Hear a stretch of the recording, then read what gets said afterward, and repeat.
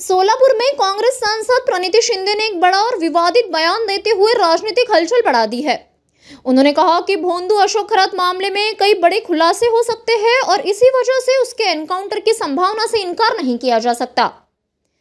प्रणीति शिंदे ने केंद्र सरकार पर भी निशाना साधते हुए महिला आरक्षण विधेयक को लेकर सवाल उठाए। उन्होंने कहा कि बिना जनगणना के 50% आरक्षण लागू करना उचित नहीं है।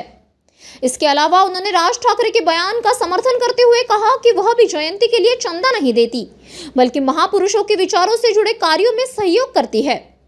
उन्होंने आगे कहा कि देश को आज बाबा साहेब आम्बेडकर के संविधान की सबसे ज्यादा जरूरत है और मौजूदा स्थिति को उन्होंने स्वातंत्र्य की दूसरी लढाई करार दिया।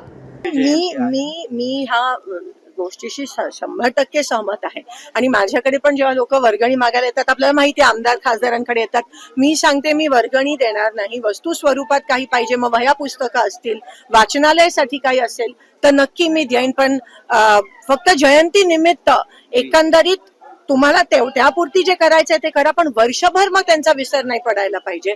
वर्षभर त्यांचे विचार कसे अंमलात आणायला पाहिजेत आणि आता खरं तर या देशाला वाचवण्याचं, संविधान वाचवण्याचं, ज्यांनी जातपात धर्म नष्ट करण्याचं त्या ठिकाणी वचन घेतलं, आज तीच लोक जर ह्या चौकटीत अडकून सत्ताधाऱ्यांना मदत करत असतील तर आपल्याला त्या ठिकाणी आत्मपरीक्षण करण्याची गरज नाही। आता मला तर वाटतं की खरातांचा कुठेतरी काहीतरी एन्काउंटर करतील, कारण का खूप नावं येणार आहेत ज्याच्याशी ते जुडले आहेत आणि आता जे सत्ताधारी आहेत, मिनिस्टर्स आहेत, त्यांना घेऊन पण ही नावं येणार आहेत। एकीकडे आपण महिला आरक्षणाचा विषय आणि तिथे महिलांचं शोषण होत असेल तर मग खरंच काय तुम्ही कोणत्या पद्धतीत आरक्षणवर होतं, पण ते खालपर्यंत जर तुमचे विचारच महिलांच्या विरोधात असतील तर तुम्ही आरक्षण कसं लागू करणार? हे पुरावे तर मिळालेत आता, तर मला त्याच्याबद्दल काय टिप्पणी 100% ह्यांची मिलीभगत आहे आणि अजूनही मला असं वाटतं काही